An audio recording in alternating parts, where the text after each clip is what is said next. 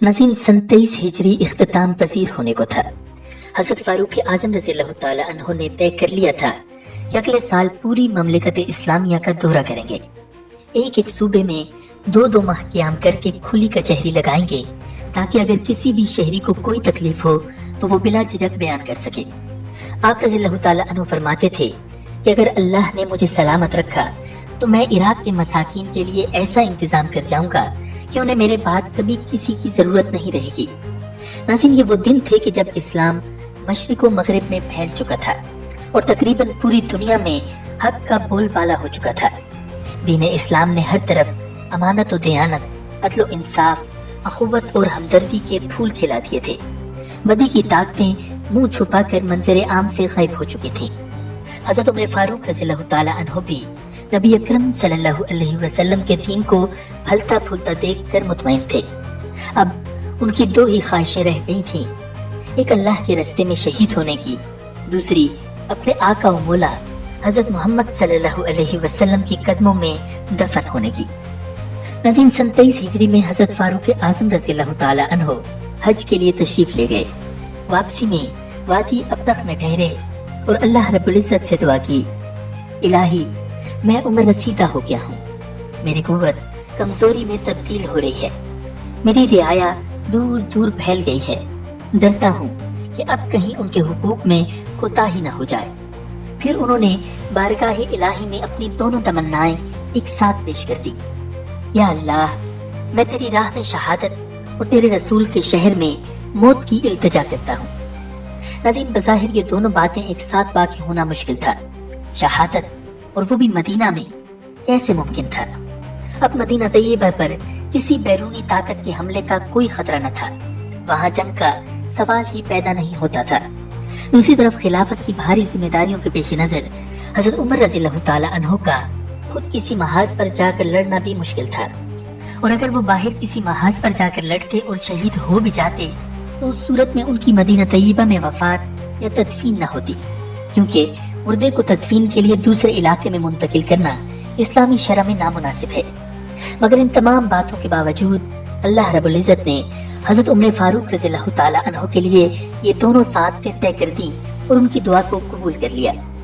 नाज़रीन, हज़रत उमर फारूक रज़ियल्लाहु ताला अन्हु हज से वापस आकर हस्बे मामूल सरकारी जिम्मेदारियों की अंजामदही में मशगूल हो गए थे। मुर्रिखीन बयान करते हैं कि मदीना मुनव्वरा में एक मजूसी गुलाम फेरोज अबू लुअलु रिहाइश पजीर था।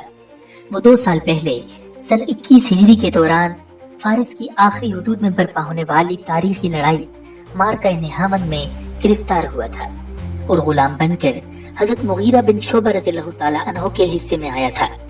ये बैत वक्त बढ़ई, मुसव्विर और लोहार था।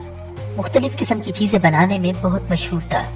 नाज़रीन, हज़रत उमर फारूक रज़ियल्लाहु ताला अन्हु मदीना में बालिग गैर मुस्लिम गुलामों को रहने की मंजूरी नहीं देते थे, मगर हज़रत मुगीरा बिन शोबा रज़ियल्लाहु ताला अन्हु की इस सिफारिश पर कि इस गुलाम की हुनरमंदी से अहले मदीना को फायदा होगा, फेरोज को रिहाइश की इजाजत दे दी।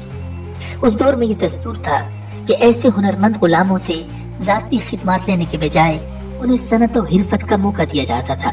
जो आमदन होती उसमें से एक तयशुदा हिस्सा आका वसूल कर लेता, जिसे खराज कहा जाता था। हजरत मुगीरा बिन शोबा रज़ियल्लाहु ताला अन्हु फेरोज की आमदन से योमिया 2 दरहम वसूल करते थे, क्योंकि उसका कारोबार खूब चल निकला था। फेरोज को इतनी रकम की अदायगी करना गुजरती थी, इसलिए एक दिन हजरत उमर फारूक रज़ियल्लाहु ताला अन्हु के पास हाजिर होकर शिकायत की कि मेरे आका मुझसे बहुत ज्यादा खिराज वसूल करते हैं। हजरत उमर फारूक रज़ियल्लाहु ताला अन्हु ने पूछा, कितना वसूल करते हैं? वो बोला, रोजाना 2 दरहम। आपने दरियाफ्त किया, तुम कौन कौन से हुनर से कमाते हो? बोला, बढ़ई, लोहार और नक्काशी के काम से। ये सुनकर आप रज़ियल्लाहु ताला अन्हु ने फरमाया, इन कामों की आमदन के लिहाज से तो वसूल की जाने वाली रकम ज्यादा नहीं है। फेरोज ये कहते हुए गुस्से में चला गया कि इनका दर्रे अदल मेरे सिवा सबके लिए कुशादा है। ताम हज़रत उमर रज़ियल्लाहु ताला अन्हु नहीं चाहते थे कि एक सवाली मायूस हो, इसलिए दिल में सोच लिया था कि हज़रत मुगीरा रज़ियल्लाहु ताला अन्हु से खिराज कम करने की सिफारिश जरूर करेंगे। आपने 2-4 दिन बाद फेरोज को कहीं से गुजरते देखा तो उसकी दिलजोई के लिए फरमाया, सुना है तुम पवन चक्की अच्छी बना सकते हो, مجھے بنا دو گے؟ وہ عجیب لہجے میں بولا، ایسی بنا کر دوں گا کہ مشرق و مغرب والے دیکھتے رہ جائیں گے۔ فہم و فراست کے پیکر حضرت عمر فاروق رضی اللہ تعالیٰ عنہ نے سخت لہجے میں چھپی انتقام کی چنگاریاں محسوس کر لیں۔ ساتھیوں سے فرمایا، سنو، یہ غلام مجھے دھمکی دے گیا ہے، اس کے باوجود آپ نے اسے گرفتار کرنے کی کوشش نہیں کی۔ آپ قانون کی بالادستی کے قائل تھے، جانتے تھے کہ جرم ثابت ہوئے بغیر کسی کو سزا نہیں دی جا سکتی، اور اب تک فیروز کا کوئی جرم ثابت نہیں تھا۔ حاکم کو اختیار نہیں تھا کہ اپنے شک اور اندازے کی بنا پر کسی کے خلاف ریاستی طاقت استعمال کرے۔ اور پھر چند روز بعد بدھ 27 ذی الحجہ کو امیر المؤمنین معمول کے مطابق فجر کی نماز پڑھانے محراب میں تشریف لائے۔ جیسے ہی آپ نے تکبیر تحریمہ کہی، ایک کونے میں چھپا ہوا فیروز باہر آیا اور ان کی پشت پر خنجر سے پے در پے 6 وار کیے۔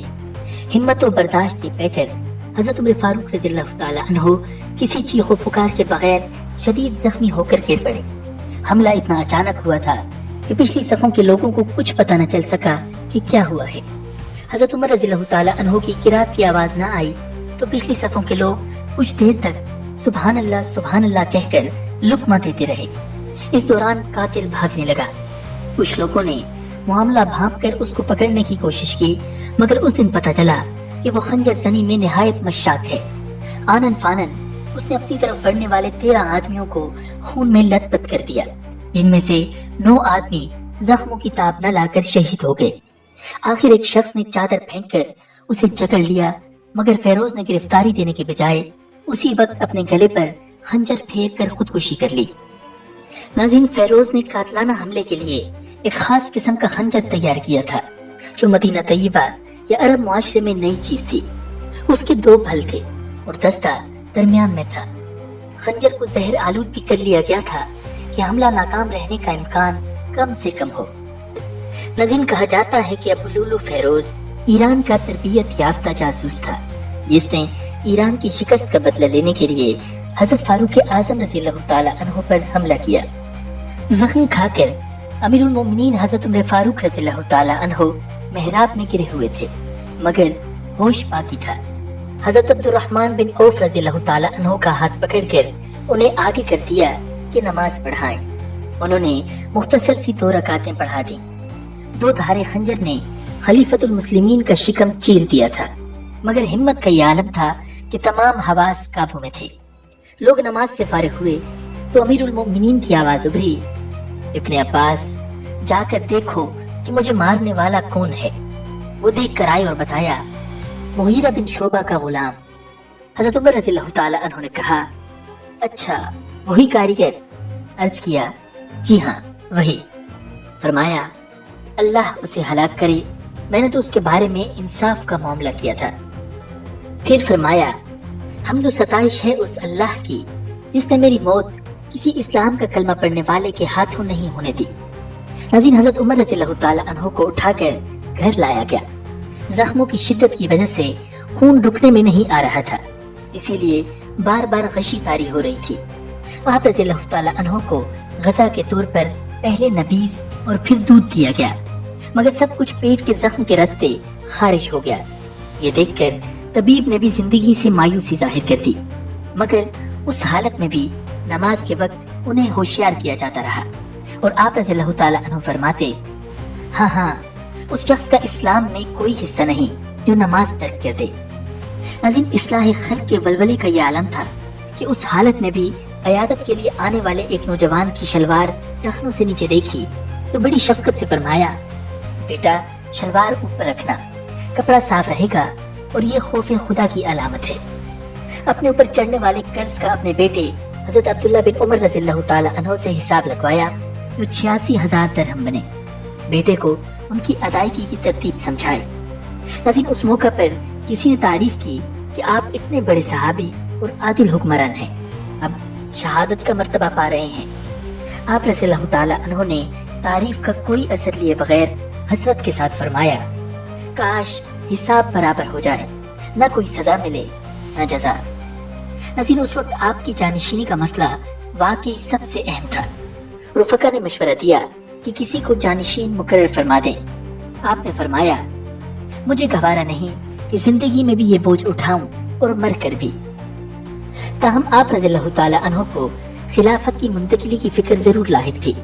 चुनांचे आपने निहायत माकूल फैसला करते हुए 6 बुजुर्ग सहाबाए कराम, जिनमें हजरत उस्मान गनी, हजरत अली करमल्लाहु वजहुल करीम, हजरत अब्दुर्रहमान बिन औफ, हजरत तलहा, हजरत जुबैर और हजरत साद बिन अबी वक्कास रज़ियल्लाहु ताला अन्हुम पर मुश्तमिल एक जमात को नामजद कर दिया और फरमाया, मेरी मौत के बाद 3 दिन के अंदर अंदर ये हजरात बाहम मशवरा करके आपस में से किसी एक को अमीर चुन लें। नसीन हजरत अबू बकर सिद्दीक और हजरत उमर फारूक रज़ियल्लाहु ताला अन्हुमा के बाद यही 6 हजरात पूरी उम्मत मुस्लिमा में सबसे अफजल और सहाबाए किराम में सबसे अजीमुल मर्तबत थे, जिनसे नबी अकरम सल्लल्लाहु अलैहि वसल्लम का आखिर दम तक खुश रहना मशहूर व मारूफ था। उनकी जिंदगी ही में जन्नत की खुशखबरी नबी अकरम सल्लल्लाहु अलैहि वसल्लम की ज़बान मुबारक से मिल चुकी थी। अशरा मुबशरा के 7वें फर्द जो उस वक्त तक हयात थे हजरत सईद बिन ज़ैद रज़ियल्लाहु ताला अन्हु थे, मगर हजरत उमर फारूक रज़ियल्लाहु ताला अन्हु की एहतियात का ये आलम था कि उन्हें इस शूरा से अलग रखा, क्योंकि वो हजरत उमर फारूक रज़ियल्लाहु ताला अन्हु के बहनोई भी थे और चचाजाद भी।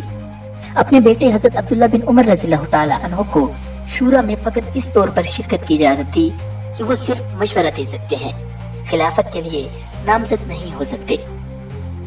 नज़ीर हजरत उमर फारूक रज़ियल्लाहु ताला अन्हु ने आखिरी लम्हात से कबल फरमाया, मैं अपने बाद मुकर्रर होने वाले खलीफा को वसीयत करता हूँ कि वो मुहाजिरीन के हुकूक को पहचाने और उनकी हुर्मत मलहूज रखे। मैं उसे अंसार के साथ खैर का मामला करने की वसीयत करता हूँ। मैं शहरियों से भलाई करने की वसीयत करता हूँ। मैं वसीयत करता हूँ कि देहाती बाशिंदों के साथ खैर का मामला करना कि ये असल अरब हैं और इस्लाम का खमीर हैं। उनके महसूल उन्हीं के फुकरा पर खर्च किए जाने चाहिए। मैं वसीयत करता हूँ कि वो अल्लाह और उसके रसूल की जिम्मेदारी में आने वाले गैर मुस्लिम शहरियों का ख्याल रखे, उनसे अहद की पाबंदी की जाए, उनकी हिफाजत के लिए जंग की जाए, उन पर बर्दाश्त से जायद बोझ न डाला जाए। नज़ीर हजरत उमर फारूक रज़ियल्लाहु ताला अन्हु की शदीद ख्वाहिश थी कि अपने आका नबी अकरम सल्लल्लाहु अलैहि वसल्लम के पहलू में दफन हो।